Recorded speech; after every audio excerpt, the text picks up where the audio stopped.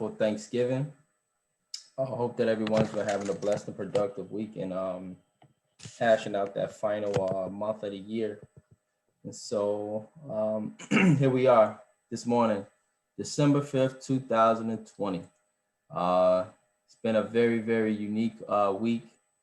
We've had a wonderful number of moments that we can look back on. A number of good moments, a number of bad moments, a number of funny moments.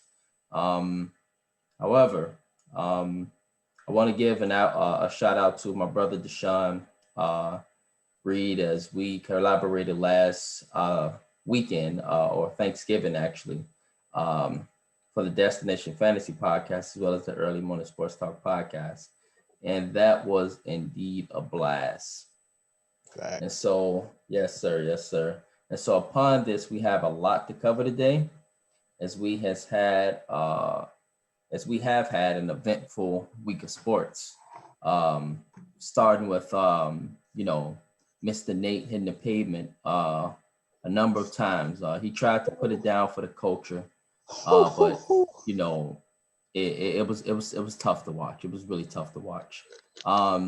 Mr. Russell Westbrook being exchanged to provide his services now in DC, and John Wall getting a new start in H-Town. The Steelers, Deshaun, your Steelers are still undefeated. Their wins are not pretty at all, but they are finding ways to still beat teams. Whereas on the other hand, the Chicago Bears keep getting defeated.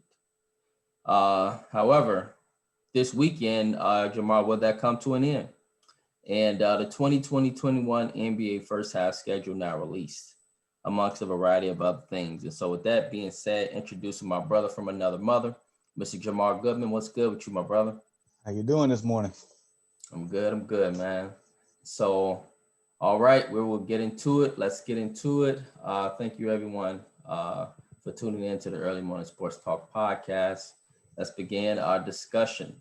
And so, starting with the Tyson Roy Jones extravaganza, where everyone, man, was, somehow tuning in through a friend or tuning in various ways. Got a number of folks out there tuning in, man, to all the fights.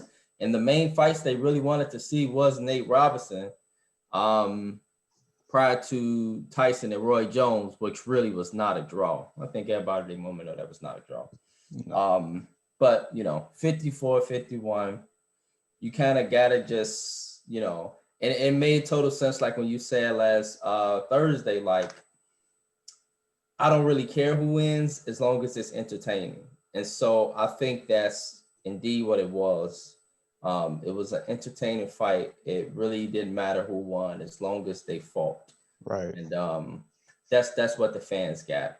But on the other hand, Nate Robinson stepped in the ring for the first time, and he was representing a lot. He was representing former NBA players or current NBA players. He was representing the former NBA players from his generation. All these things to say, hey, we don't have to go sit on the couch after we retire. We can go try for the NFL. And then upon the NFL, we can go try for boxing. Only difference is, Jamar, you can't play boxing. Facts. It has to be a lifestyle. And so as a result, Nate Robinson just kept hitting the pavement.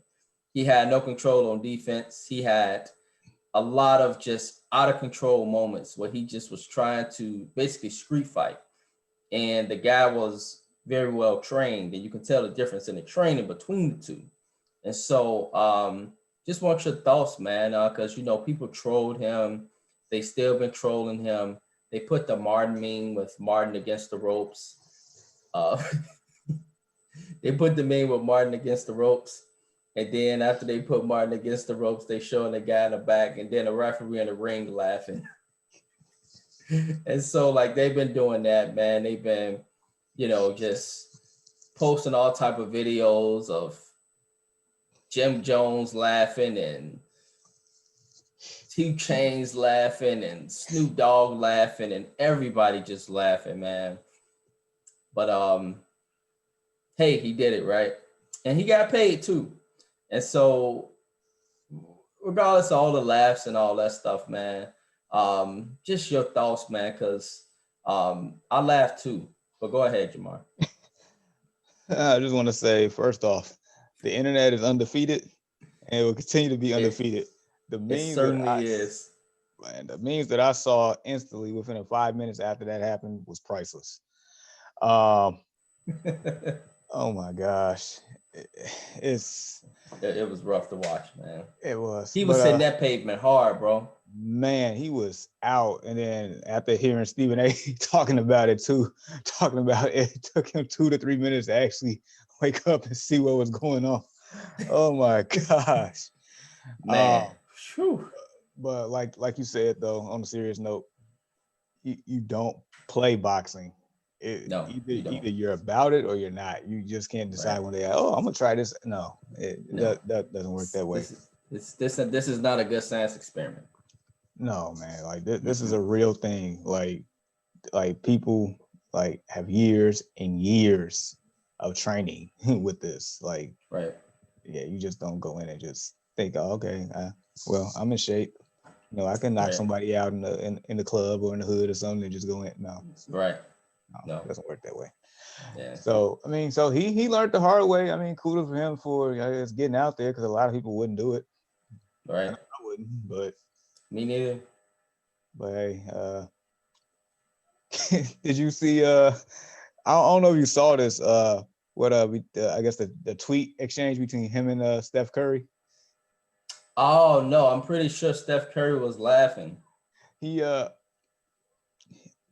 basically in a nutshell, he said he's like Curry said something like good luck or something like that, and Nate was like, yeah, I'm gonna put on. That was prior to the fight. I'm gonna put on for the NBA players. It's gonna be like something remarkable or something like that. It was a sight to see, and then Curry was like, yeah, definitely a sight to see. It was definitely memorable, something like that.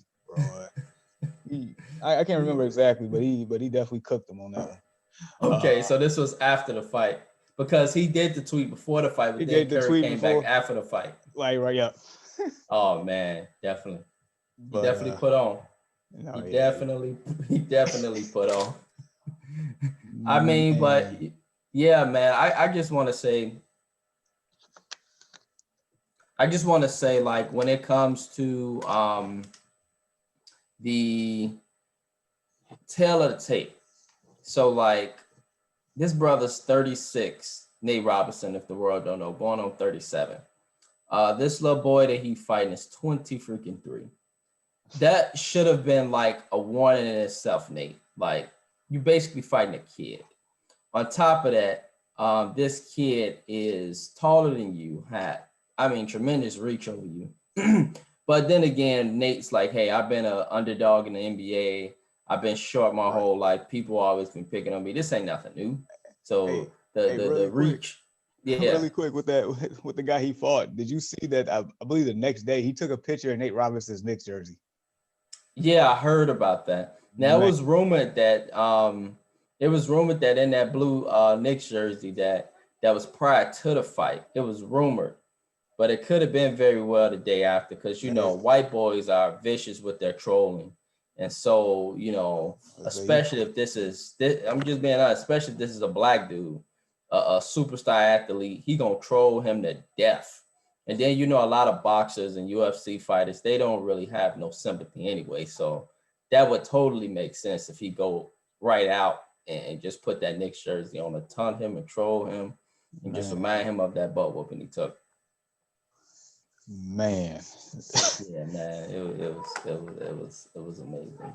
But at the same time, it was fun to watch, and so the fans got what they came to see. Facts. They came to see some knockouts, and they saw. Really did. No, they got. I feel like whoever paid for it, I guess in a sense, probably got their money's worth at the end. Oh, but definitely. That definitely paid off for that value, though. Right. Yeah. I paid the little money, and it was definitely worth it. And so it was fun, man, watching Snoop Dogg and everybody perform, and Baby and a number of other people. So that was cool too. and it wasn't like it was filtered or anything. It was uncut. It was raw. So that was a bit fun actually, because you usually don't get that with a boxing match. You So know, yeah, the only thing was a lot of people wish they could have saw the knockout with Tyson, but folks, we got a I 54 and know. a 51-year-old. In a real fight, Tyson won that fight. In a real fight, Tyson would have probably knocked him out in the first 2 rounds, but he had to just stop, and they were just controlling a lot of stuff. But then again, Roy, right, Jamar, he did a great job of hugging. He did a great job of hugging him the entire fight and slowing him down. So therefore, Mike Tyson couldn't. He had to go on a combo, wait 10 seconds, then try to go on a combo again, wait 10 seconds. And Roy just did an excellent job of like slowing him down. So Yeah, probably also protecting himself too. So he protected himself for sure. He protected himself for sure. Whereas Nate, he didn't protect himself at all. It was just gun swinging, baby, gun swinging from the very jump. When Nate got in the ring and he threw that first punch, Snoop Dogg was like, "Hey, slow down, Nate. Come on, baby, this a marathon. You can't just go in like that." Snoop was great, man. Bro, he was, man. I think he was the highlight of the fight. I mean, so yeah, man. But yep. All right. World, if y'all got your input, we definitely appreciate it. But it was fun to watch, man, for sure. Definitely appreciate it. Just a good moment in sports. All right, bro. Russ Westbrook to the Wizards. John Wall to the Rockets, plus a first-round pick. Just curious on your thoughts on who actually won this trade. But however, in like relation to this question, will time tell? Because obviously we haven't seen either one of them on the court for this season. Right. And just curious, additionally, does this trade now make the Wizards a contender in the East? All right. So, first question. As of today, who won this trade? In my eyes, Washington won this trade right now. Okay. I'm gonna come back to that in a second. And, absolutely, time will definitely tell. By the end of a couple of years from now, we will definitely see for sure. And does this make the Wizard contender? No. But to circle back to the first part. All right, so Washington know what they're getting with Russell Westbrook. They know that he's 100% high motor, full steam, passionate player. He wants to win. He just wants to go out and prove that he can win and wants to be a winner. And he's definitely going to be embraced by Chocolate City. He's definitely Chocolate City. He's definitely going to nice place. Electrify that fan base, man. Because here's the thing, like Russell Westbrook, I mean, he's been healthy. He's basically he's a former MVP. John Wall, like we haven't seen this man in 2 years. Like went from a torn ACL to a Achilles injury in the middle of rehab. I mean, last time he was on the court, like I don't even remember the last impression he had. I don't, because that backcourt, as sensational as it was, I mean, I felt like the team underachieved a couple of times. Some of it due to lack of talent, but the other times it's like you have to show me that you're going to get it done. They doing that 10-year, I think 8 years together, 6 of them playing since John Wall's been missing the last 2. Yep. Never made it past the second round. They had an opportunity. What was that? They went to Game 7 against Boston. I think IT was playing at the time with the Celtics. Yep. They beat they goal. also beat the Bulls, remember that year, when Joe Camino got Defensive Player of the Year. And I can't recall who they lost to, but I remember them playing Philly one year, and then another year I think they played Boston. Yeah. Well, sorry, not yeah. Yep, Philly and Boston in the playoffs. Those are the 2 teams they lost to. Yeah, so yep. Mm-hmm. They had especially against that Boston one. That's the one I remember. I think that was the more recent one. Yes, had sir. An opportunity to get to the conference finals. Go ahead, I'm listening.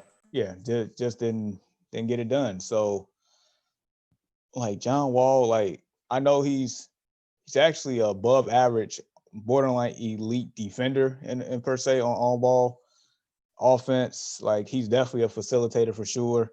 Can definitely attack the basket. Yep. Jump shots, it comes and goes. The mid range is more solid than the 3-pointer for sure. He has a drive, maybe not. Nobody has a drive as strong as Westbrook's, as far as like always. But John Wall, that's but the point I was going to bring up. I mean, they damn near similar. They are to a certain degree. They are. Mm-hmm. Just I guess the biggest difference is Westbrook actually, I guess maybe him coming in surpassed expectations of what he would be in the league. Mm-hmm. I mean, the man averaged a triple-double 3 straight years. I don't care, the rebounds part. Like, I know sometimes it was letting him get the rebound or whatnot, but I mean, to average that 3 straight years, that's insane. That's tough. Coming the first year after Durant leaves, Mm-hmm. that team wasn't even supposed to make the playoffs, and you get into a 6 seed because of you put the city on the back. And that's the thing I have yet to see from John Wall. That's the reason why I feel like the Wizards won this trade right now. And then also we don't know what John Wall is going to be when he comes back. So True. In regards to itself, which is why they gave a first round pick as well. right. And so like when it comes to just the trade right now, the players, I would say they're very similar in regards to how you mentioned they push the rock. They get up the floor. They are very quick, very fast, very agile. You got to really, really have some energy to keep up with these two guys. They will blow by you like lightning. And so that's a big similarity between these two players. John Wall, man, going to Houston, it just all really depends right on James Harden. And so if, James Harden come back, then this team, I think, they could, battle for a 6 to 8 seed. I think they regressed a little bit with John Wall. I don't think they are as better with Russell Westbrook. But, I think they'll still be a playoff team if James Harden was to come back.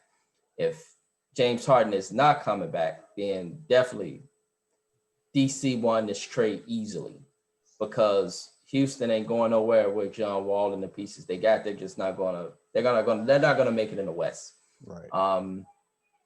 Silas. I don't recall Coach Silas' first name. I just know his dad's first name, Paul. But he, was on Sports World yesterday, basically just stating right now he's giving James Harden his space in regards to deciding, whether he wants to come back or go over there to Brooklyn with KD and Kyrie. And so we'll see how that goes. But, I think at this moment time will tell who wins the trade. I can tell you easily, right, that with confidence that the Wizards, however, in the Eastern Conference now turns out to be a playoff team. I can tell you that they will battle for a 6 to 8 seed in the East. They got pieces in DC. They got pieces. They got shooters. He's reunited again, right, as Jamar with Scott Brooks. And so, Scott Brooks was his first head coach with the Thunder for a number of years. And so, that relationship is back. And so that's really good to see. And I know Russell Westbrook is happy for that. And it's the Eastern Conference. And so like teams with two players in the East can certainly make a nice run in the East and get into contention. In the West, you can too, but it's a little bit harder because the West is a little bit deeper. Well, a lot deeper. And so like, the Wizards, I think, they can come out and they can be live now. And when I say live, bro, I'm talking about a team that's a legit contender that feel like they can, make some noise in the playoffs. Of course, they feel in their locker room that they can win the East, but most fans know that probably won't happen. But they can definitely make some noise because Bradley Beal can go off, bro.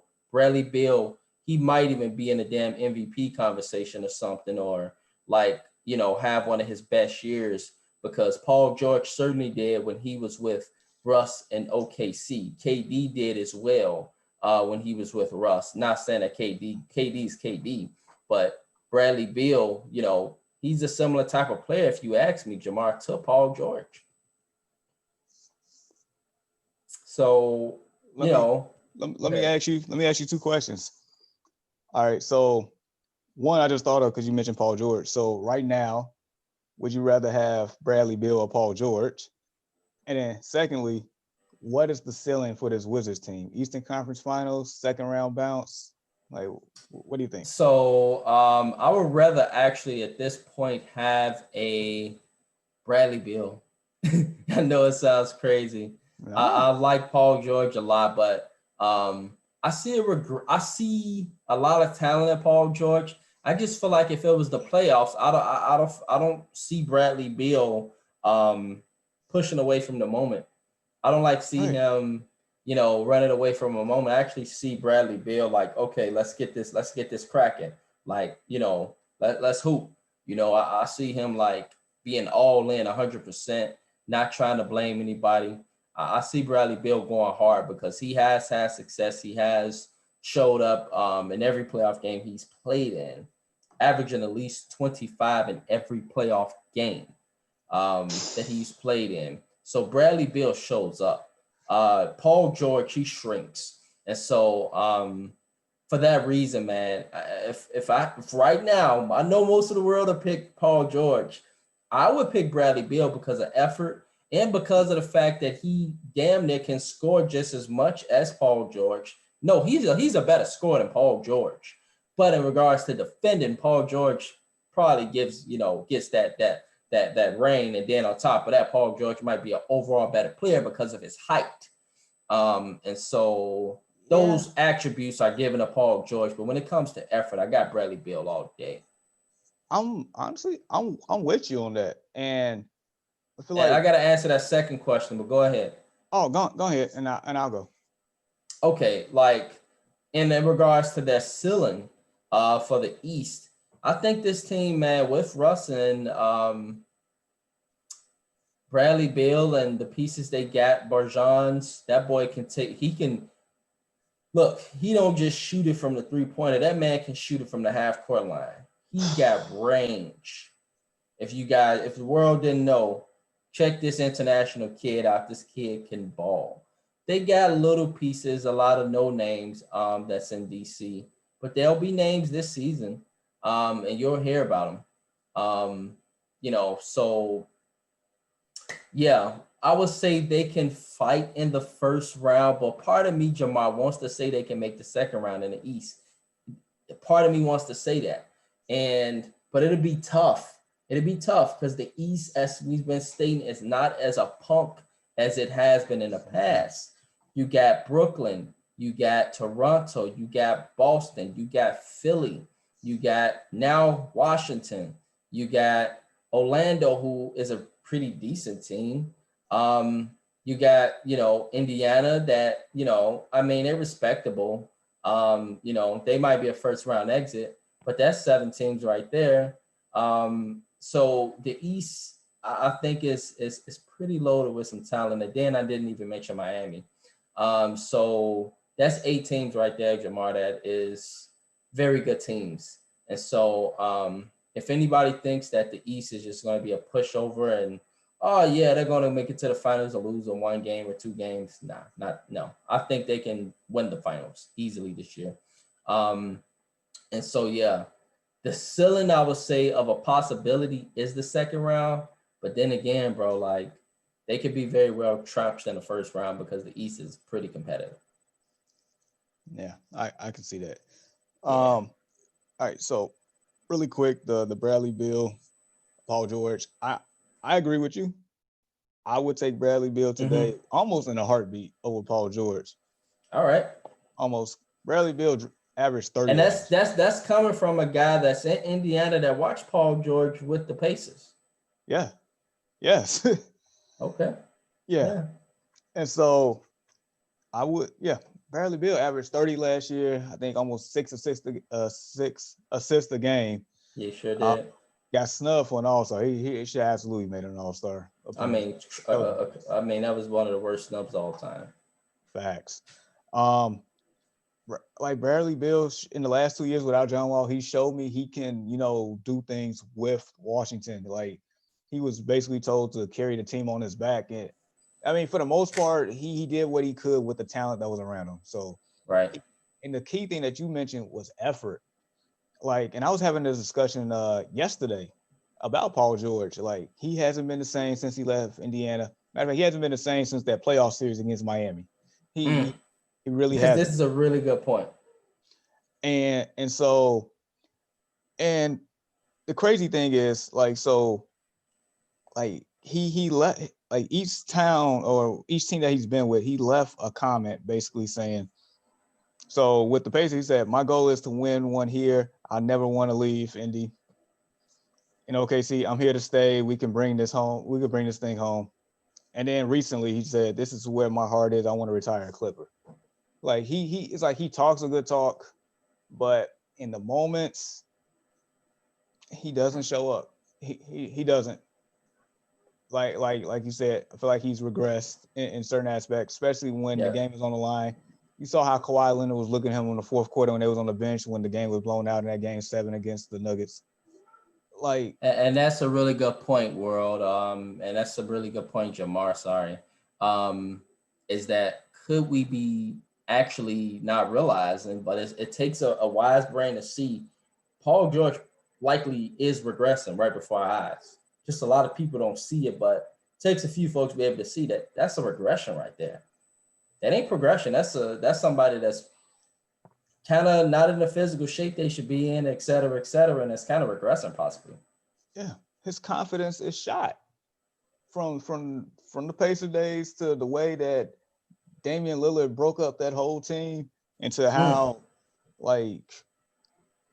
how it exploded this past playoffs when you almost gave up 2-3-1 leads, and True. you definitely gave up one that the whole world noticed because you play in LA.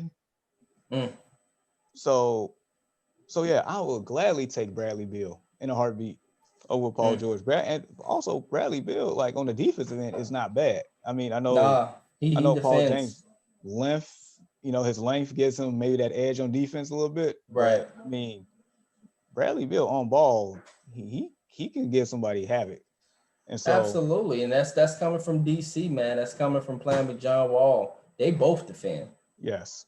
And that's what's going to make Houston a decent team too. If James Harden stay, but go ahead. Yeah, they'll actually have a guard that defends. Big difference, world. Big difference.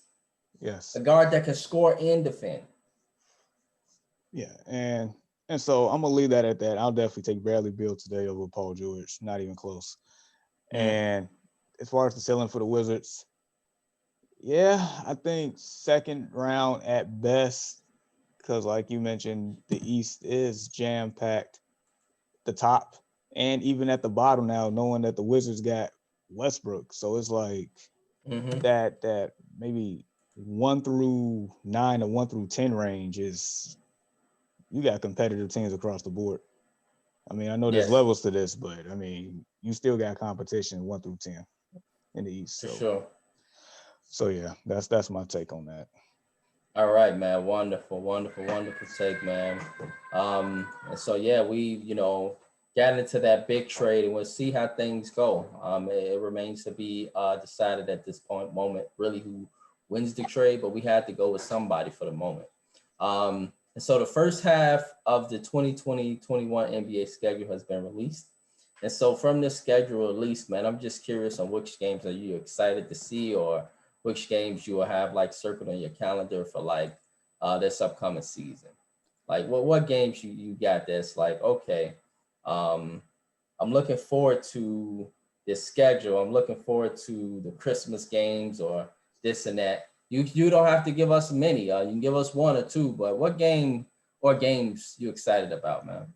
All right, so I do have a couple here. So of course, I'm gonna just say Christmas Day. I'm just excited in general because finally so we know for a fact we're gonna have basketball again on Christmas. It was in jeopardy maybe a month ago. They got it together. All right, so there's 3 games I really want to see outside of that. So what is this? Clippers, Lakers. I guess opening tip off on the 22nd of December. I want to see that one. Mm-hmm.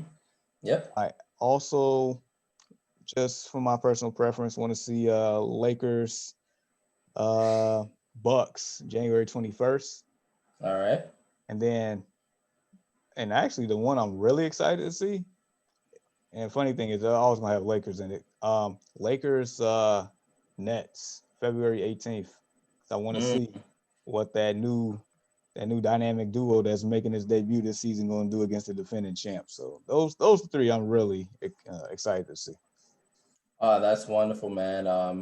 In regards to those games, like I'm sitting here looking and listening, and I'm like, okay, like these are very, very good games, and they will produce obviously, you know, competitive games. I think the world definitely want to see the Lakers and Nets. I'm one of those to where I want to definitely see the Lakers Nets. Um, you know, but I also want to see the Lakers Clippers. And so, in regards to the Lakers Clippers coming out for opening night, a lot of people, I guess, they so quickly get amnesia. This was just the best rivalry in the NBA last season. This was Right. just everybody's pick to, for the conference finals last year. And so, like, it's so funny and crazy how a lot of people just forget that quick. Like, oh yeah, you know, this isn't exciting anymore. So, yeah. However, um, it's so many good games, Jamar. Like, let's just take on Christmas Day, the Pelicans and Miami. Like, I don't people think people realize, but the It's gonna be Pelicans are that's gonna ascending for that's gonna be a real. good game, a really good game. Yes, like in the Heat. I mean, have people forgot about the Heat? Like the Mavs and Lakers, bro. Like, Man, and blockbuster. look, check this out. After that game is done at 8 o'clock Eastern Yeah, time, the Clippers get their revenge against the Nuggets, or try to get their revenge against the Nuggets. So people gonna watch that game. Like they're gonna be, oh man, the Clippers gonna be kind of pissed off. Like they gonna want some vengeance for sure. And Denver's like, we're not going. We got a future here. We got a championship future here. So that is like, I had to point out something different from you because like that's gonna be a game. That's gonna be a dogfight. that is. And it's like all eyes are gonna be on Paul George. Mm, I feel like Kawhi, I know he takes some of the blame, but I feel like he's like, knowing Kawhi, we know he's gonna come back. Paul George, on the other hand, like, what are you gonna do, bro? true, So true. And so like, pointing that out, it'll be very, very, very interesting to see how Paul George responds. But I think also in that game, we're gonna be looking at Kawhi too. I want to see if Kawhi steps up in that moment, and what he does. And so, yeah, the Nets and the Warriors would have been exciting, bro, if I know, Klay Thompson was man. back, but I think that kind of lost a lot of steam due to that injury. And so, yeah, yeah, it's all interesting and different things, but we'll see, man. We'll see. We'll see if Giannis, by the way, is back, because if Giannis ain't back in Milwaukee, I'm thinking he is at this point. But if he's not back in Milwaukee, then that takes all the steam away from Milwaukee and kind of Yeah, waters down the East a little bit. But hopefully that doesn't happen. yeah. Yeah. So, all right, cool. Um, just quickly, man, let's touch on baseball with the Cubs. As you know, Theo Epstein, he's departed. His buddy that was under him took over. But we've had various like lackluster seasons where we've made the wild card every year, the wild card game since 2017, and even in 2018 made the first round. Um, but we always just seem to lose in the wild card game, um, which is the first round, technically in the playoffs now. Um, and so just curious, man, like after all these losses, the Cubs now begin to like just break up their nucleus and possibly like the Bears begin to build for the future.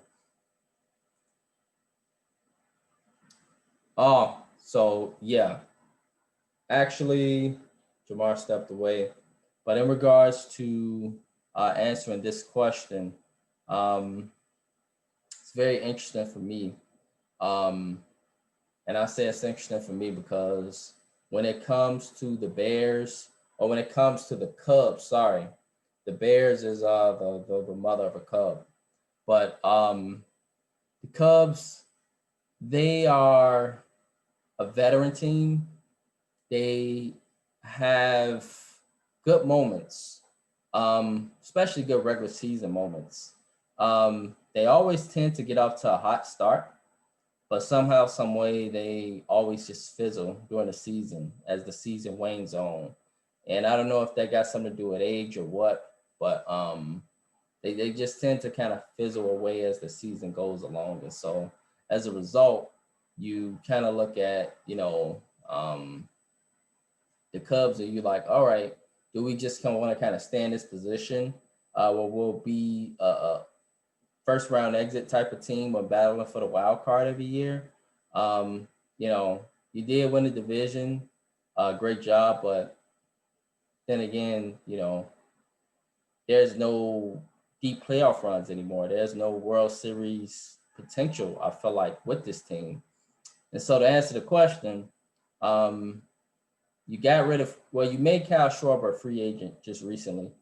And you begin to also look at Anthony Rizzo. Chris Bryant is very injury prone. Um, there are some pieces that are there with the biases and um, get the kid the shortstop, but there are some young pieces there that you can put. Derek Lee is very limited in regards to his offense, which is a problem. Um, well, not Derek Lee, but Hayward. And so, like, Jason Hayward is talented, but he's not necessarily, I would say, that guy that he was in Atlanta, where he could actually hit the ball. He more so just plays a lot of defense. And so I would say, man, when it comes to this Cubs team, yes, it is sadly enough, and World y'all can disagree. It is sadly enough time to clean house with this team. Um, I think they're very stagnant in their potential. And I don't know if there's necessarily just a miracle World Series that would come out of this. If so, it would have to involve getting some more younger bodies, younger, talented bodies that's willing to work hard with those mature guys and trying to, pull out a nucleus somehow, some way. And that just appears to be the Cubs situation right now. And so I don't really believe that we got another World Series coming on the North Side anytime soon. Sadly enough, World, I think we lucked up in 2016 when we won that World Series. Because if we didn't win that World Series, I don't think the Cubs at this point would even have a World Series. So they lucked up in 2016. I'm glad they got it done in 2016 because very good possibility that we wouldn't have a World Series up to this point. And so the excitement now, World, is on the South Side with the White Sox. That's the World Series potential. And so we'll see how things go in regards to the future with the Cubs. But it might be best to just clean house. And so, Jamar, just want your insight. Do you think it's time for the Cubs to clean house with this, current nucleus they got? What's the situation here?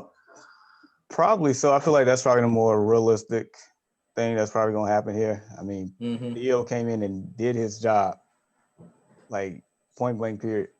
He turned the team around, won a World Series, which seemed like that was never going to happen. Right. He did that. He put that together. His fingerprints is all over that. And yep, so it is. With contracts coming up and basically not a real identity going on here with the team. So if it's, I feel like it's personally time to like hit the reset button here and just, get things, on the way to a new, regime, a new era or whatnot. I mean, they got their World Series. So, I mean, Cubs fans are patient. They can go another 100 years, we'll. I mean, it's all good. Oh, that was a good one, man. But Cubs fan are patient. They can go another 100 years. I'm just saying. Yeah, man. I mean, it's true. It's true, man. No, but I think they basically released what's his name, Kyle Schwarber. I forgot it. Yeah, I forgot. yeah. It was time, though. It was time. Yeah. Chris Bryant. I feel like the writing's on the wall there. Like you mentioned. Too many injuries. Yep. He has a lot of promise, but can't stay on the field. Hayward. Yeah, definitely. I remember him coming in as his rookie year as a Brave. Just like I felt like at one point putting the league on notice. Right, for real. And he's not the same. So yeah, just there's no problem hitting the reset button at all. You got your ring a few years ago. So do what you got to do. True. And so yeah, do what you got to do. And so Cubs got two options. Either you just clean house and get rid of the vets, or you try to continue to draft some talent and mix those in with the vets and see what you can get out of that.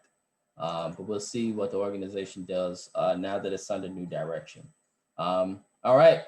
Let's talk about the NFL now, brother. We got two things to talk about before we get to our NFL picks. The Steelers are now 11-0. Just curious, can this current team go undefeated? Or do you think that losing a game or two in the regular season is good for them going into the playoffs? All right. First part, undefeated. I don't see it.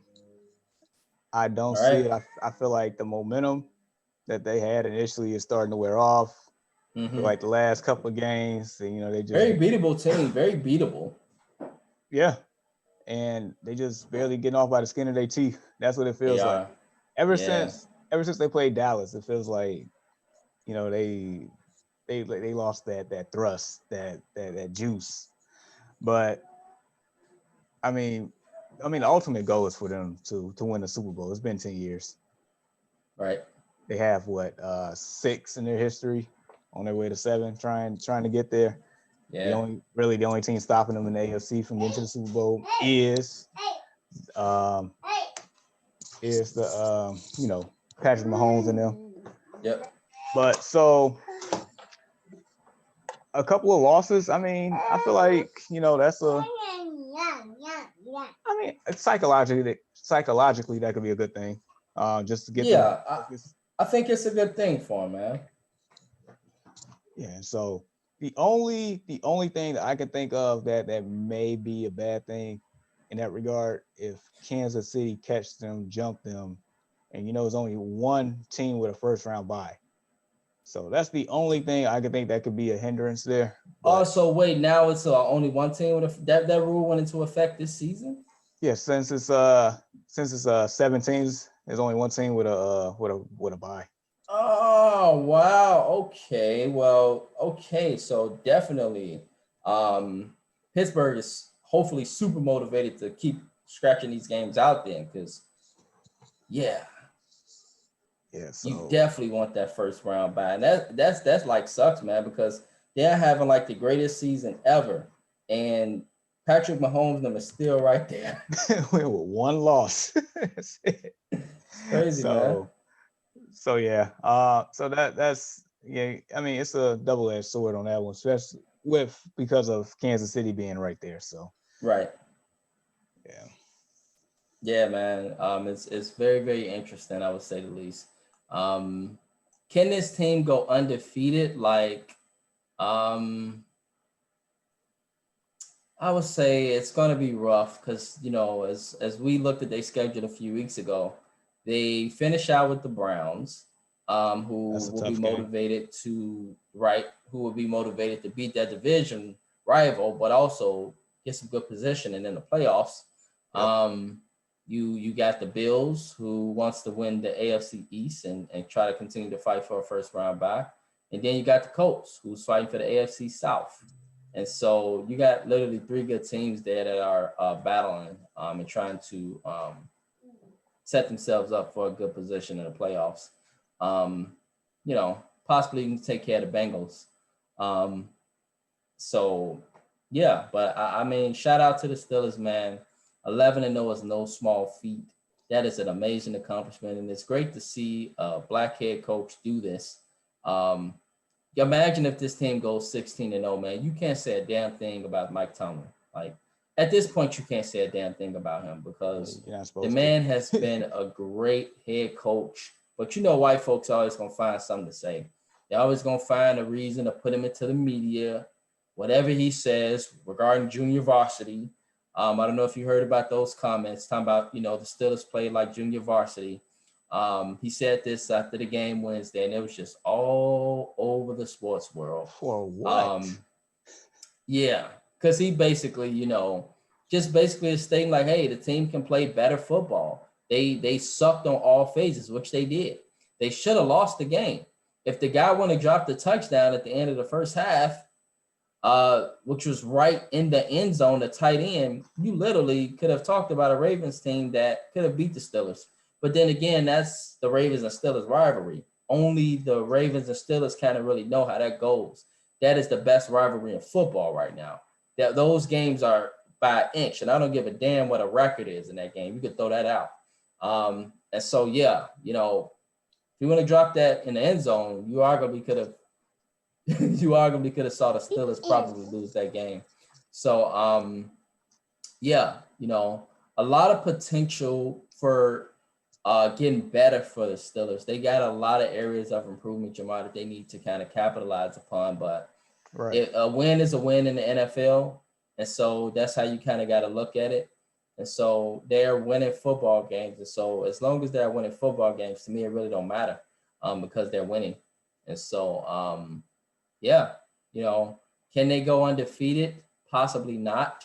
The schedule is not there, but they definitely have, proven to people that they are a good football team that can find ways to win the game or to win games.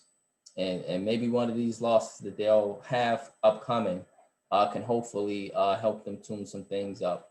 And so we'll see how things go with that. So, yeah. All right. We've talked about the Steelers, a team that's winning. Let's now talk about a team that's losing. And that team that's losing, I think we all know, is y'all's Chicago Bears. There you go again. Yeah, I got on the Chicago Bears shirt this morning. I do. But this is y'all's Chicago Bears. And y'all's Chicago Bears are stinking up the joint. They went to Green Bay and just got embarrassed. They didn't even want to play at the end of the first half. I mean, it was over with by the second quarter, technically. And so, just curious, man. Like, you're playing the role of GM right now, Jamar. But check this out, world. The Bears are in a very interesting situation, right?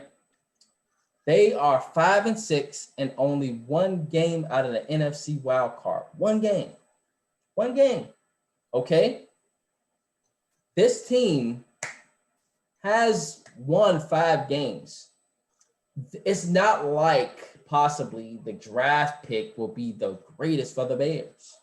So can this team, I'm just curious, Shamar, can this team possibly, however, pull out a run here to conclude this season? So as a rundown, we host the Lions tomorrow. We host a team with a bad record, at least, the Houston Texans next week. We host both of these teams.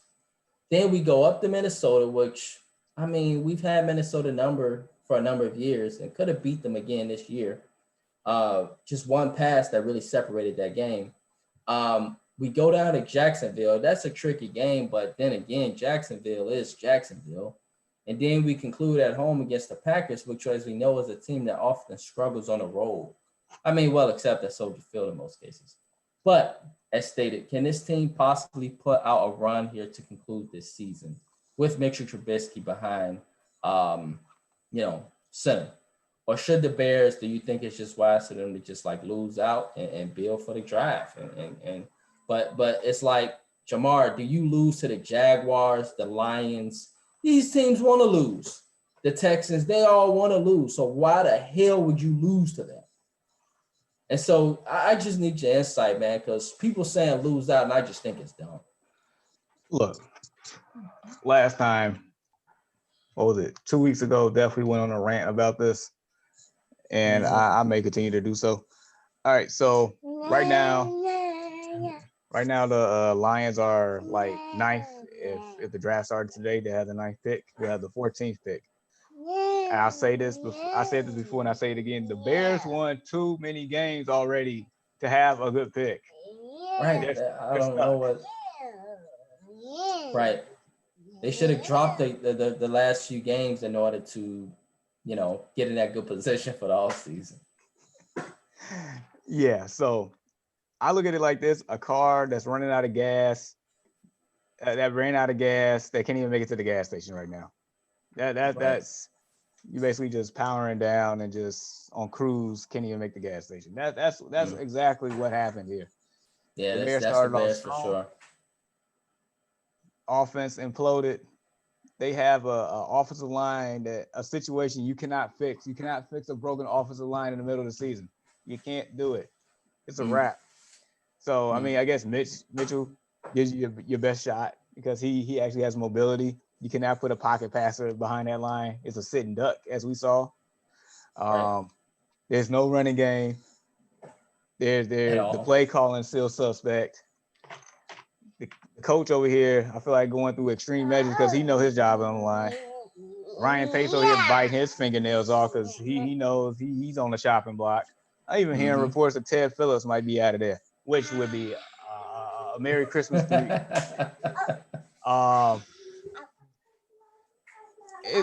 It's crazy because like if we had a halfway decent offense, we could possibly win the next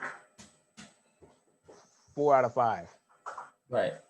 And get in. And the fact that I sat here and saw the teams that need to lose, like the Rams and the Cardinals, who's in the wild card hunt with us, lose and basically give us position to still get in there. I feel like it's a slap in the face in the tees, like because there's no way we gonna catch them. we can't do it, man. They are light years better than us. We can't. And that's crazy to believe. Like, yeah, they are light years better than us. So I don't know, man. I feel like it's a wrap. I really feel like. So Jamar is basically stating that it is a wrap, but your record's too good to try to sink for a Trevor Lawrence or to try to sink for a franchise starting quarterback, although it might be some gold out there. We will see in the offseason, but we'll see, man. So, yeah, right. Stuck pretty much. Yeah, it reminds me, Jamar, of being a track athlete and getting out there running a marathon or like a 2-miler or a mile race, and you get out there and you humping, man. You out there, you in first place humping and burning everybody. Then after that, you hit a wall, your legs get burnt out. It's rough. It's rough. and after that, you pretty much you can't pull nothing out because you burnt out.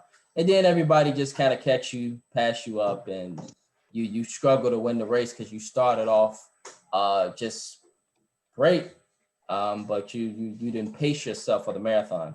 And so speaking of pace yourself, Ryan Pace, yeah, he's definitely not pacing anything, and he'll find himself pacing out of the door if things don't turn around. I would say, man, yeah, for the Bears, I just say fight, just fight to the end, because you're not going to get a franchise quarterback likely. Maybe get a steal, but right now it's not looking like you can get a Trevor Lawrence type quarterback.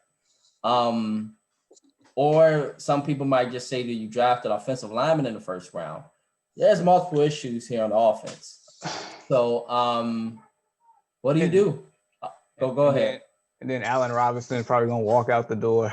So, Yeah, he's probably waiting his time to get out too. and that's He the only realized, yeah, and that's the only player on offense I feel like that we will have a chance to actually produce. If we don't have him playing, like for instance, like those times that he was questionable, anytime I said that, like if he doesn't play, it's a wrap. And he's not on right, this team, and we don't have a replacement for him, it's a wrap. It's a wrap. right. Just give it to everybody. If he's gone, just start it over. I'm done. Yeah. He's a big piece for us for sure. But in regards to this season, like I say, Bears fight. You got winnable games here, very winnable games, and let's not forget that Mitch Trubisky, he started he came back against the Packers in Green Bay. That's not an easy game for any quarterback. Aaron Rodgers is lights out at home, and yeah, he's one of the greatest quarterbacks all time. So I would kind of look at that as a wash and say, hey, get up. You got the Lions who just fired Matt Patricia, and they're reeling right now. And so these are winnable games. And so just see what you can hash out at the end of the season. And hopefully, maybe Mitch Trubisky can prove something to us and let us know, like, hey, maybe he could be back in Chicago next week. But it really, really depends, Mitch, on how you finish this season. And the Bears organization, they are looking at this. Grandma in the booth is looking at this, and she's saying, what are you going to do against the Texans, Jaguars, Lions, Vikings, all losing records? And what are you going to do to beat or try to beat Green Bay? We'll see. Time will tell. We just know this, Shamar, that futures are on the line. And we'll leave it at that. These next 5 game futures are on the line.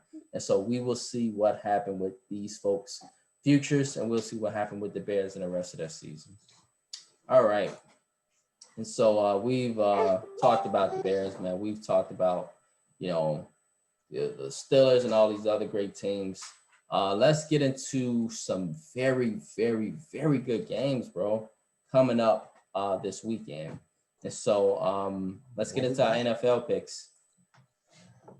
All right, world, I will share the screen and we will go from here. Schedule, so I'm curious too. All right, cool. Well, here we go. So we got the Saints going up to Atlanta. As you know, man, Atlanta's a tricky team. Just when last week, but I think maybe, Jamar, if I'm not mistaken, you and Deshaun had the wisdom to pick the Falcons against the Raiders last week. I think I honestly I don't remember. I really don't. Okay, I know somebody picked the Raiders. Picked the Falcons. I think that I know Deshaun did. Because I picked the Raiders, but that was wisdom to see the Falcons. But the Falcons, man, check this out, right? Like they just got their butts whooped against the Saints. What, 2-3 weeks ago? Yeah. And they have been playing better football since Raheem Morris has taken over as head coach of that team. Always in close battles, never getting blown out. But then again, the Saints have been thrashing people. So I don't know, man. Just curious on your thoughts here for your pick. I'm gonna take your analysis first before I take this pick. This is a tricky one because, like I mentioned last time, these two teams played. The Falcons and Saints. Like Falcons will always get up to play the Saints when they're bad, and vice versa. The Saints, if they're a bad team, they always get up to play the Falcons. Always. Right. Always. And Taysom Hill is still your quarterback. Taysom Hill, first start was against the Falcons. So I am going to pick. I'm gonna pick the Saints. I'm gonna pick the Saints. Saints have something to play for. I think they're the number 1 seed right now in the NFC. They're trying to keep that lead. I think they'll make adjustments here because I know their offense isn't as fluent, with Taysom Hill starting, but I think they'll find a way to get it done. And he's still playing or not. So right. Man, boy, yeah, this is tough because a part of me just want to go with the common sense pick. But the Falcons are playing really good football. What the heck? What do I have to lose? I'm gonna pick the Saints. Gotcha. I'm gonna pick the Saints because I think they are um, the better team, and they definitely have a lot to play for, including that first round bye. So they want to keep that position of first place in the NFC right now. So they definitely got a lot to play for. So I'm gonna go with the Saints, the better team. Although, man, I mean, would it be really, really surprising if you know, literally we saw the Falcons beat this team? So all right. And so for the second pick, Jamar, I'm gonna actually make the pick first between the Browns and the Titans. And so with Cleveland, um, they are 8-3. The Titans were 8-3. This appeared to be a clash of Titans, and both teams are very, very similar in regards to their identities. They both run the ball very, very well. Um, that's pretty much how they beat you. Um, Nick Chubb, Kareem Hunt, they are running this team into the playoffs and running them pretty much the entire season. Um, and allowing Baker Mayfield to just have an easy job, just hand that ball off and not make a lot of mistakes. The Tennessee Titans, Derrick Henry, this guy's a man. I mean, 200 yards rushing against the Colts last week. And this is not to mention that it is December now and that it's getting cold outside. And a big guy like that, a lot of folks don't want to tackle him.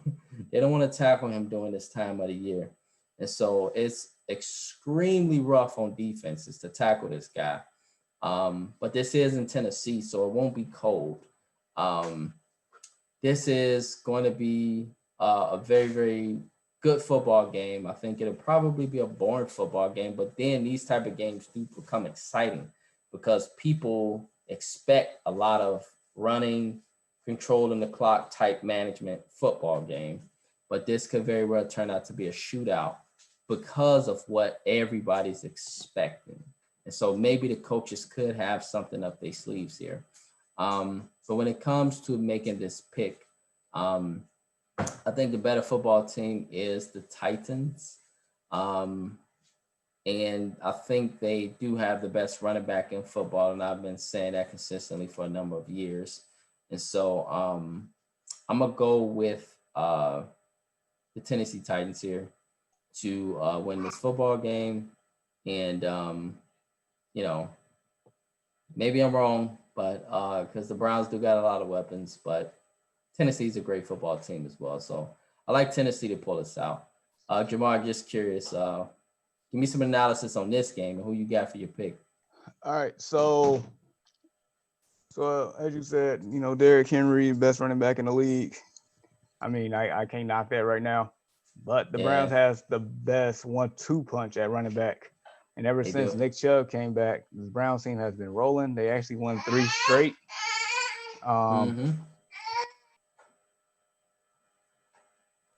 Yeah, so they actually won 3 straight. Myles Garrett is back. So I feel like I'm going to take the Browns here, and that's probably an upset. I'm going to take the Browns in a close one here just because of Myles Garrett and getting after Tannehill. Yeah, if the Browns win this game, we're watch them because this is going to send a big message to the NFL for real.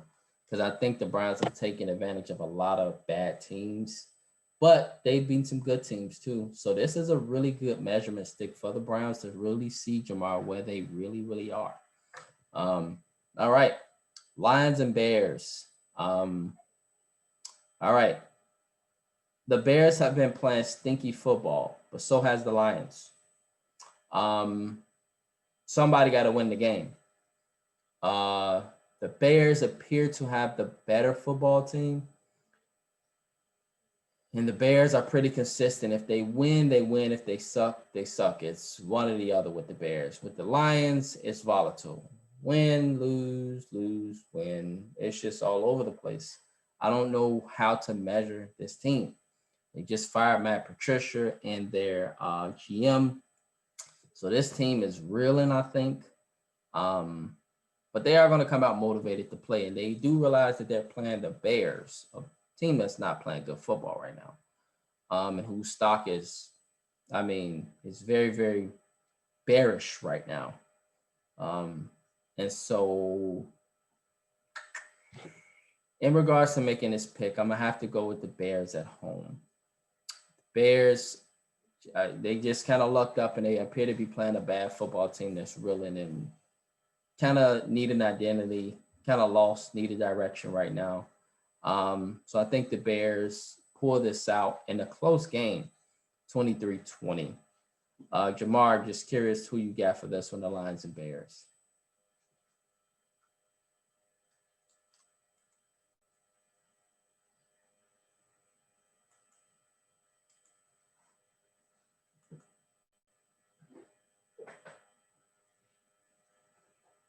So in regards to the Lions and Bears, um, yeah, just curious on who your thoughts is because this is a very, very, I'd say, evenly matched game because both of the teams are really not that great. Yeah. Lions missing a lot of players on their team. Bears won 5 straight, so they kind of own this matchup. By default, I'll wrap our Bears on this one. Yeah, yeah. Yep. Somebody got to win the game. Yeah. We got the Bengals and the Dolphins.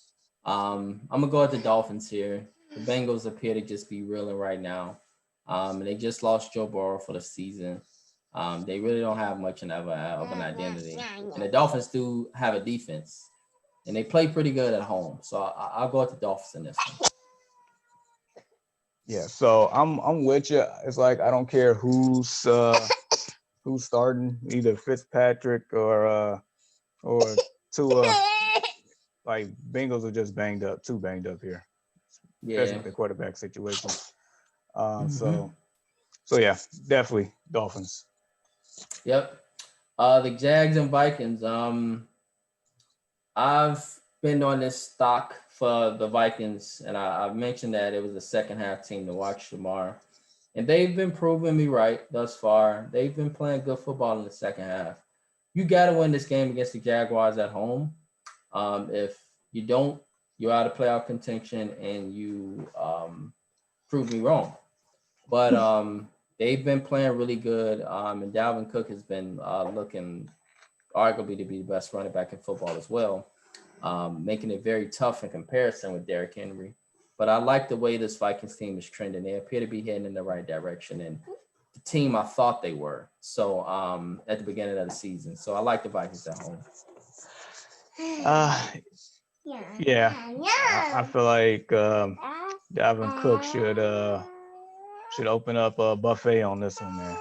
I, I Yeah. just I just feel it. Like Jags are reeling. They trying to get one of those top 2 or 3 picks here. So Right.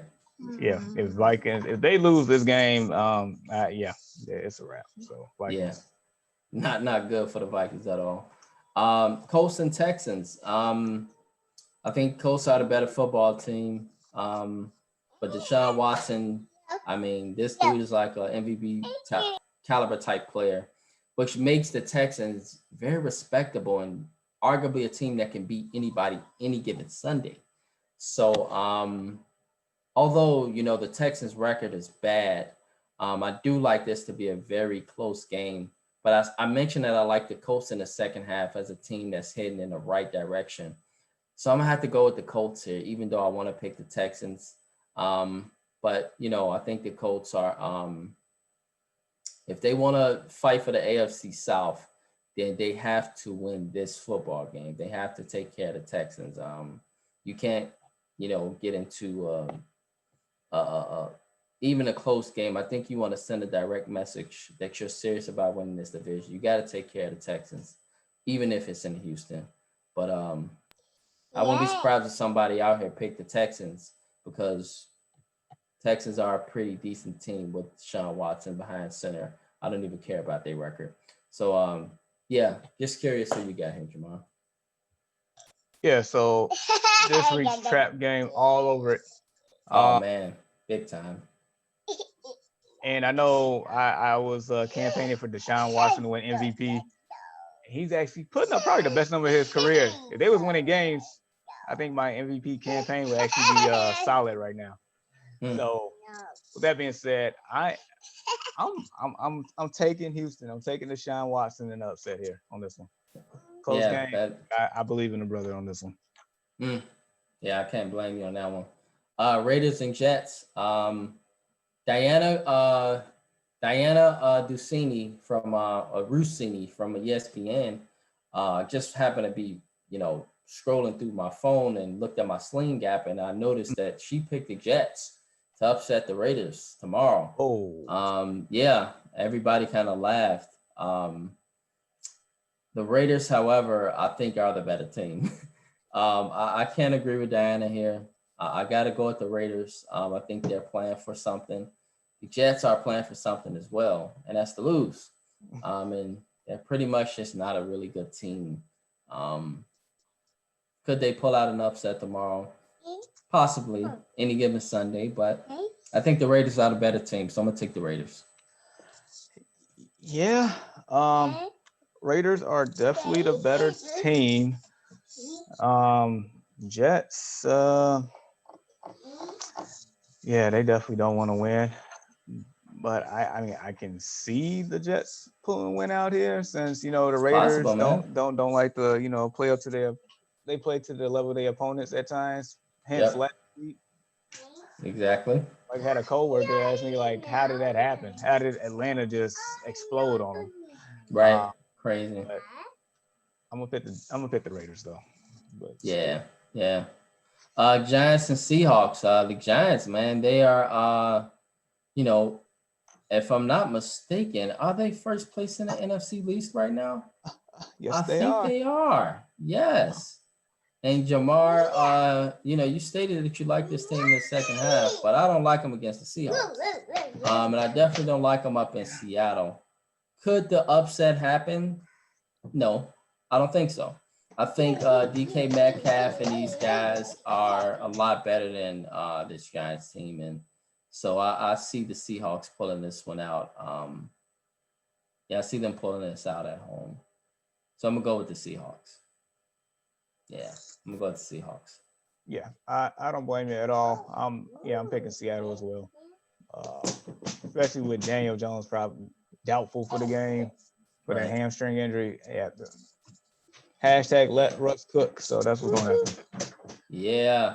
Rams and Cardinals. The Rams and the Cardinals. This is appearing to be a good football game. I think two good football teams. I like the Cardinals at home. I think the Cardinals are a better team at home definitely than they are on the road.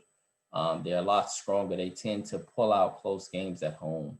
The Rams will come to play, and the Rams are a very good football team. This will be a good football game between two good football teams. But I think Kyler Murray, man, and his magic, Jamar, just, tends to work better in Arizona. It definitely tends to work better on that field. So, in this case, I'm going to go with the Cardinals at home. I like the Cardinals. I think they're the better team. At least they defend their home turf really well. So, and I think this division is one of the best divisions in football, arguably the best division in football. So I'm going to have to go with Arizona at home here. Just curious, man, who you got for your pick here? Rams or Cardinals? I'm picking the Cardinals. I'm going to take the better quarterback in this division game. This is definitely an important game for both teams here. I feel like Kyler Murray, he's one of the few quarterbacks that can probably evade Aaron Donald's pass rush there. True. Good point. And then DeAndre Hopkins and Jalen Ramsey. I know that's going to be a very entertaining bout right there.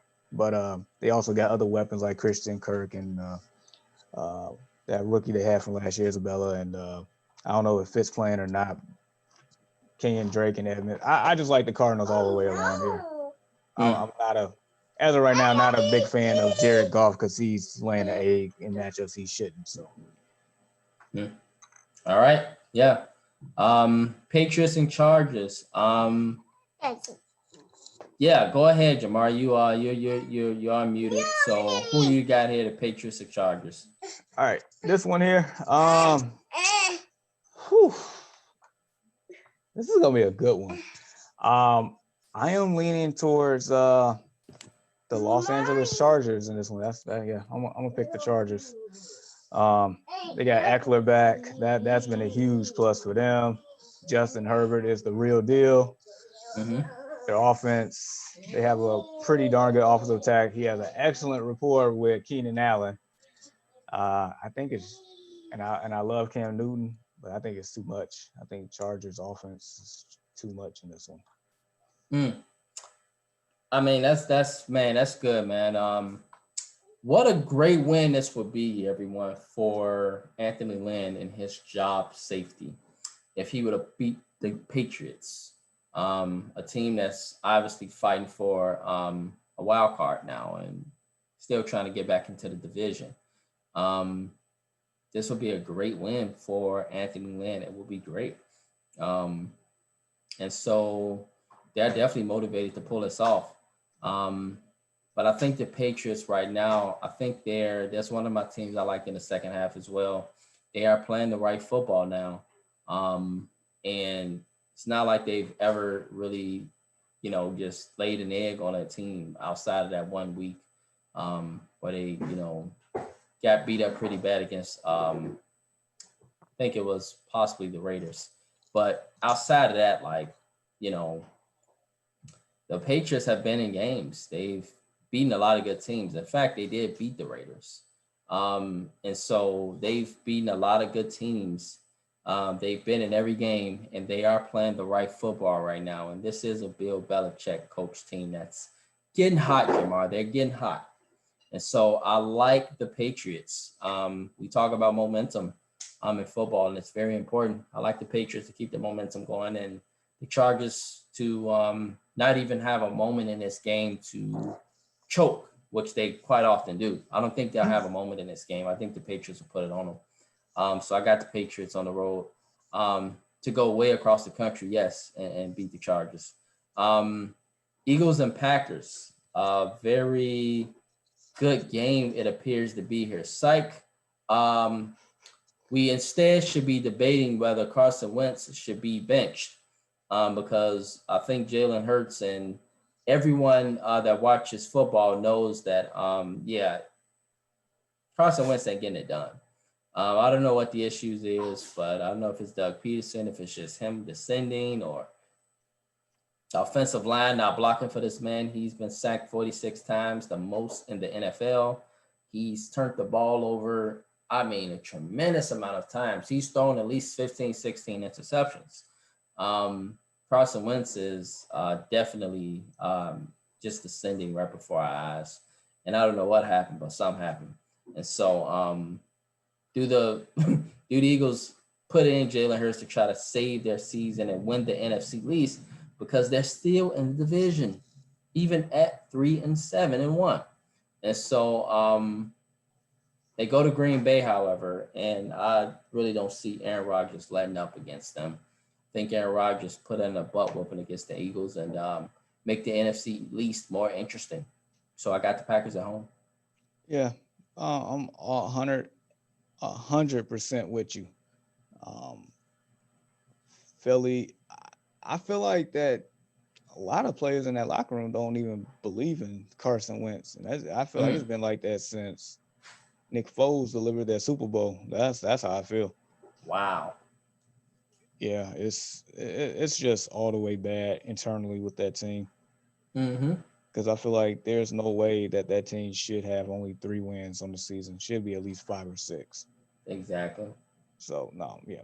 Aaron Rodgers and the Packers got something to play for here, and yeah, Packers. I don't like them, but Packers. Right. Yep. Broncos and Chiefs. Usually when it comes to the Chiefs, Jamar, I think me and you, we are on the same boat here. We usually don't even analyze the game. We just pick the Chiefs. I like the Chiefs at home. It's a dangerous game, however, World, because it is a division opponent. So it makes it dangerous. But the Broncos right now, did you guys see the Broncos last week? Jamar, did you see the Broncos last week? Woo! Did you see the Broncos last week?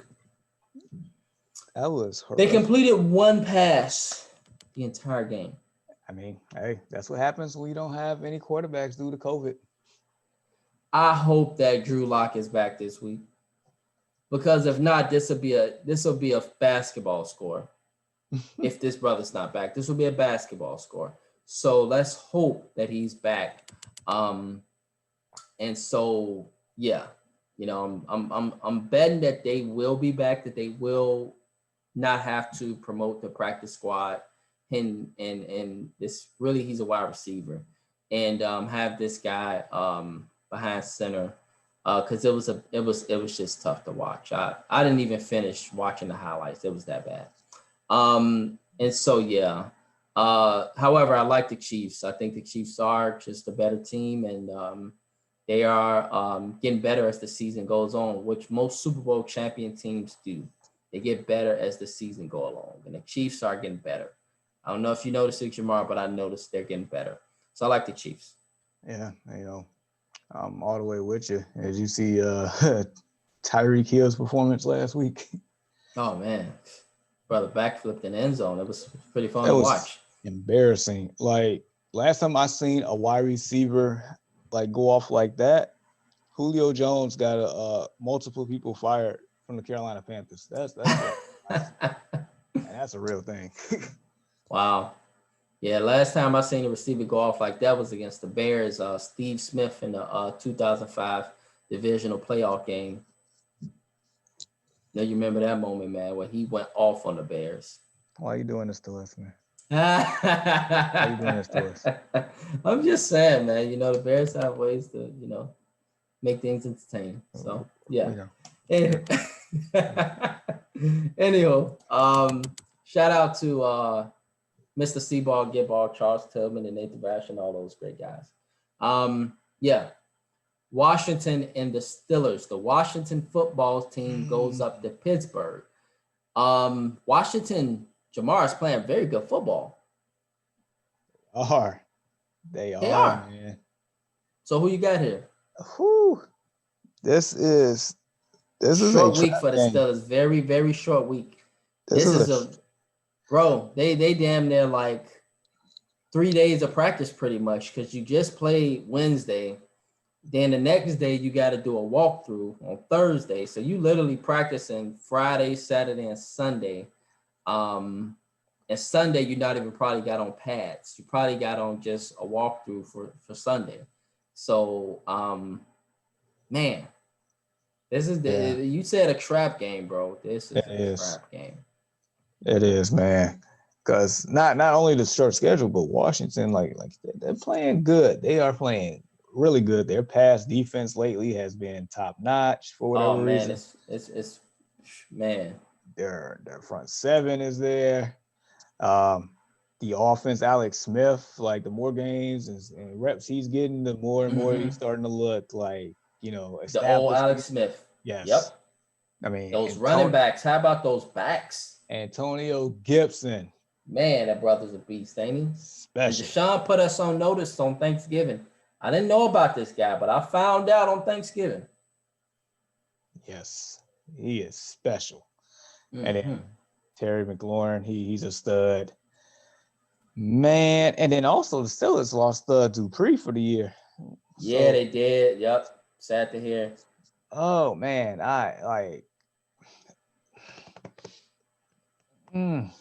I'm struggling. I'm seriously struggling with this one.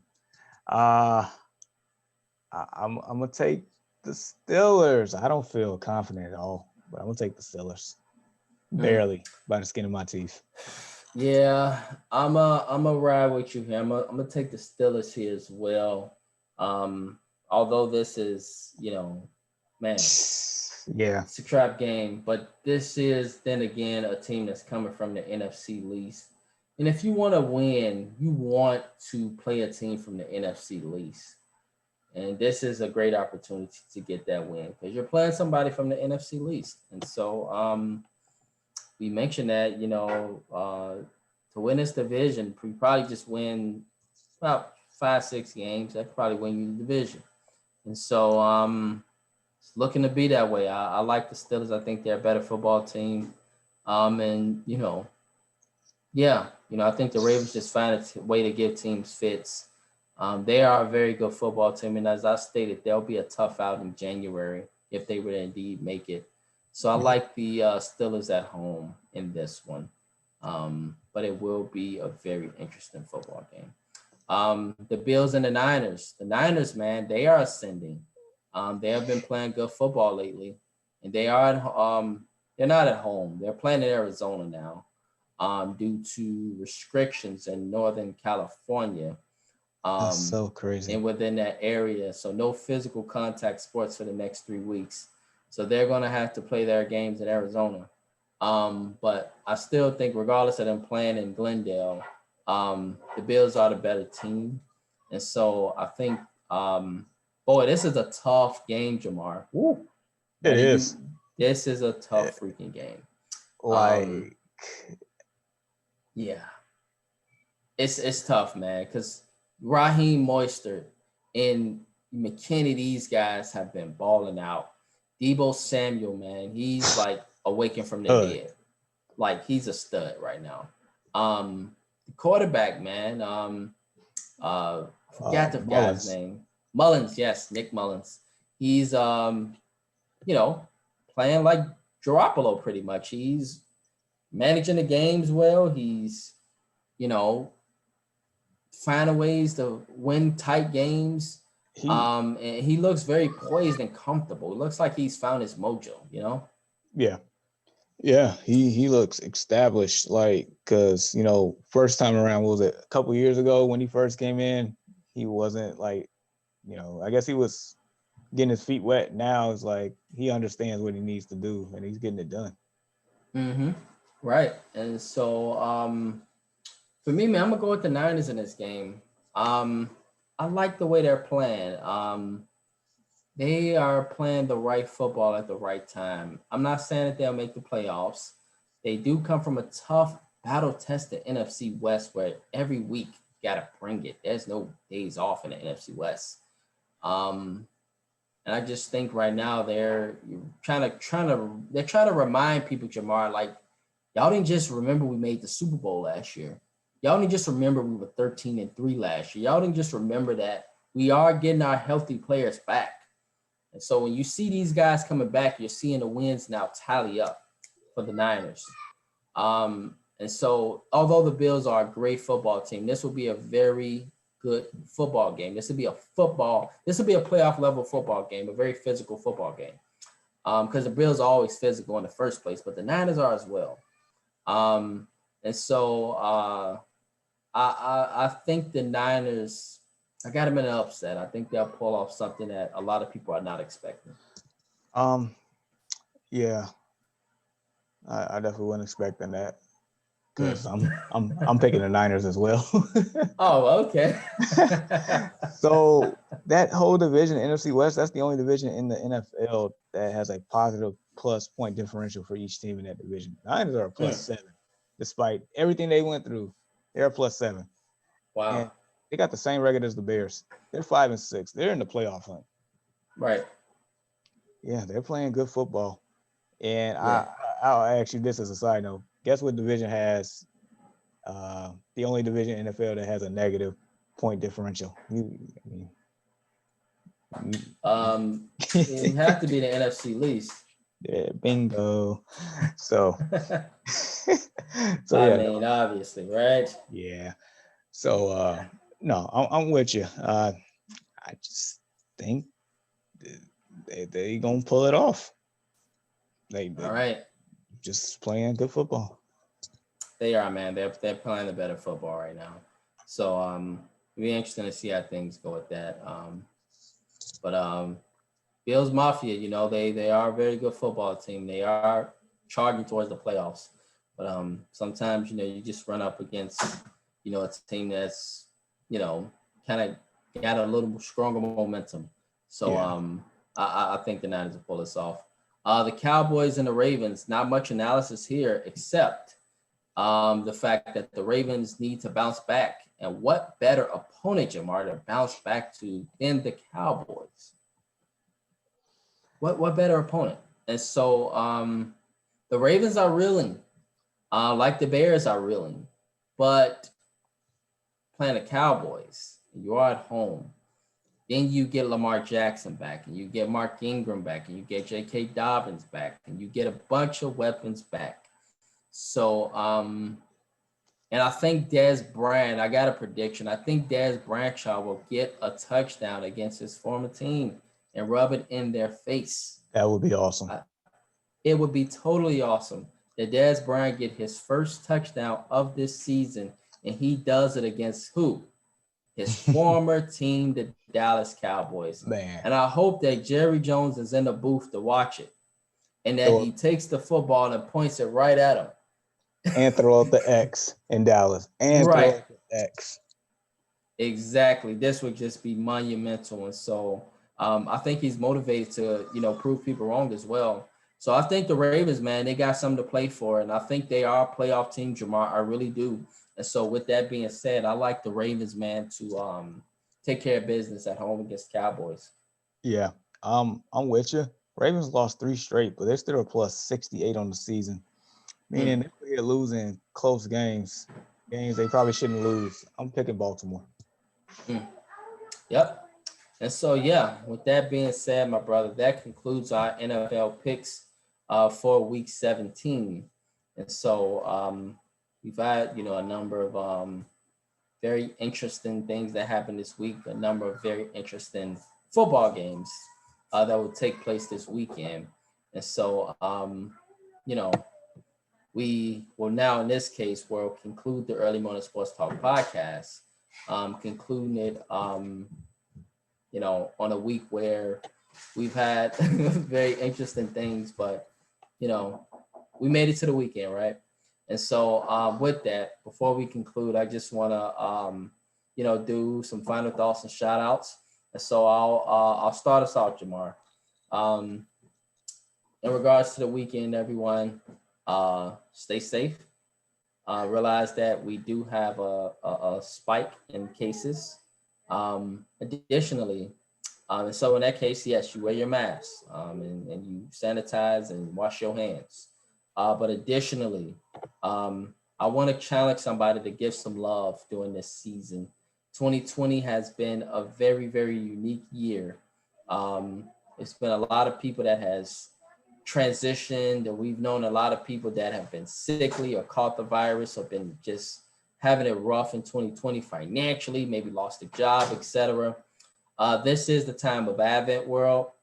This is the moment of the story of Jesus, Jesus Christ. And I do confess that I am a Christian, and I do believe that Jesus Christ died on the cross for our sins so that we can have a chance at everlasting life. And so I want someone to give somebody some life during this holiday season. Spread some love, spread some cheer. I think, Jamar, that'll be something possibly we can put in regards to our title when we kind of post some things. Absolutely. Is we kind of get a little religious with folks, because this is that time of year where you should be, trying to give to a food drive or trying to get that extra toy. And, you want to make sure that your Christmas is great and that things are going great in your home for your children and different things. As you guys see, my daughter just popped in.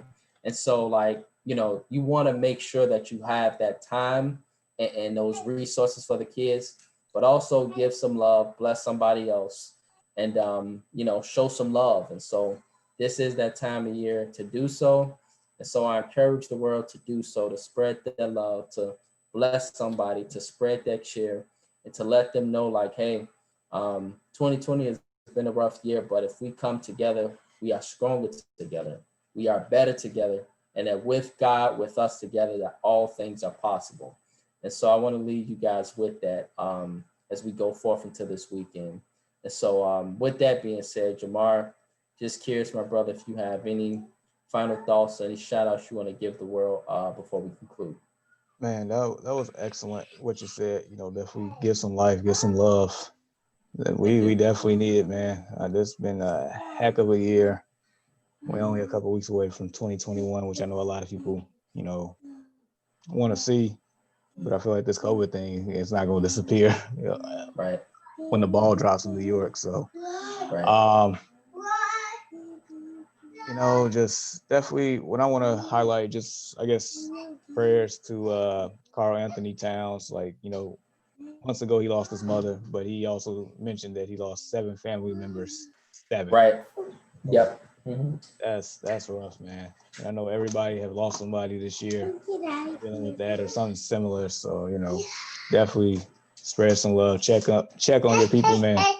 Just be there for them. Yeah. Yep. Let them know you love them and let them know that, hey, you're not alone. I'm here. So if y'all could get that auntie a call, get that uncle a call, let them know you love them. That uncle, auntie you haven't talked to in a while, or anybody you haven't talked to in a while, spread that holiday cheer and let's all spread that love during this season. So, yeah. All right. Well, with that being said, well, that concludes our episode today of the Early Morning Sports Talk podcast. You can find us on Apple Podcasts, Spotify, YouTube, the Early Morning Sports Talk podcast page on Facebook. And we just actually created a new logo world. So we're excited to unveil that logo. It is now on our Facebook pages. So we'll, just have that going to you guys shortly after this podcast. But we also have made it our profile picture on the Early Morning Sports Talk podcast page, which is on Facebook. And also, just to let the viewers know, so whenever you download from Spotify or Apple or wherever you get our podcast from, that art will be on there as well. Yes, absolutely. And so thank you for putting that out there, my brother. Yes, well, we appreciate everyone tuning in. And we want to continue to have more viewers as we go forth because, we do this for the people. And so, we are thankful for everyone that tunes in and be a part of what is done here. And lastly, I want to shout out the Destination Fantasy Podcast. I'm seeing that hoodie, my brother. And so how can folks find that? All right. Basically, same thing. Find us on Facebook, Instagram, Twitter. Also, the destinationfantasy.com. And then also, as far as the podcast, Apple, Spotify, Google, basically the same platforms that we're on right now. You can find us on the same platforms as well. But yeah, hoodies and stuff, go on the website, the destinationfantasy.com. It's available right now. Get you a holiday treat. Hey, right. Amen. Awesome. Yes. And so with that being said, world, thank you all. Have a blessed and safe weekend and peace to you all. Deuces.